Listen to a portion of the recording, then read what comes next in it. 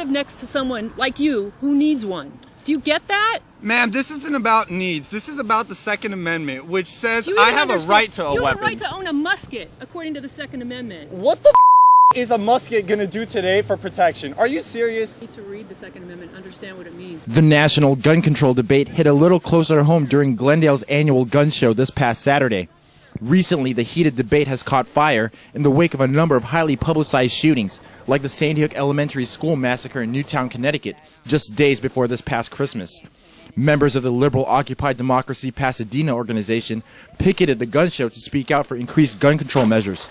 Measures they see as necessary in a country they feel has grown increasingly violent because of gun culture. This past Thursday night here in Pasadena, police responded to a call of shots fired in the 600 block of Mar Vista Boulevard, resulting in at least one confirmed homicide at last report. Incidents involving shooting deaths, both national and local, have caused plenty of discussions regarding increased gun control measures and their validity as an effective way to minimize violent crime. It's important to take a step in the right direction of a sane community that is more representative of loving other people and looking after the other person than it is to go into this hyper-individuated culture where everybody has a gun and nobody has a friend and nobody has someone to look after them. An armed society is a polite society. Mike Alexander, president of Pasadena's chapter of the conservative Tea Party movement TPAC, says proposals of increased gun control measures are ways this country's liberals are trying to exert power over the state by taking away the people's right to defend themselves. Alexander says gun control measures have nothing to do with regulating violent crime.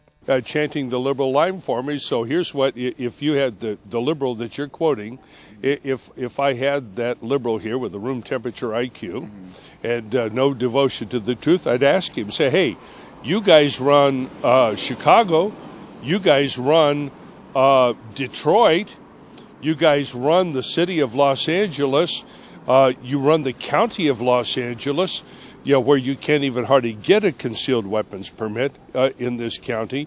How's that murder rate working out? It's not. There is no connection between restricting the supply of handguns or whatever it is that they're talking about and the elimination of crime. In fact, many gun proponents argue that increasing gun ownership prevents crime. Gun owner John Randall said he was able to protect his family, including his elderly father, because of his gun. Gentleman broke into the house. He's downstairs. He's rifling through stuff. I came down with my rifle, my pistol actually, and he took off. He's trying to rob the house. God knows what he's going to do. My father was 102 at the time. So what would you have me do? When seconds count, the cops are minutes away. It takes them minutes to get there.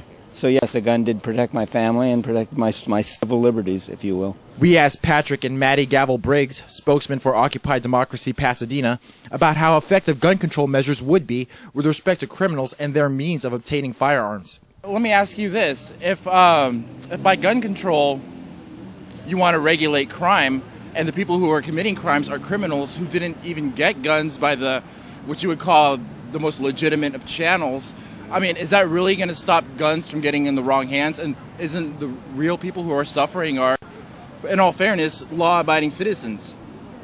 I mean, what do you guys think? I think that there's always going to be the possibility that of guns getting into the wrong hands. But when you put sensible gun regulation in place, you reduce the odds of a massacre happening from an unstable person. It's also about just the sheer number of guns that are being put into society. And I think when you start having these laws and legislation and limits, it limits the number of guns that are out there that can be free-floating, that criminals can get their hands on. In Glendale, Paulo, Alejandria, CCN.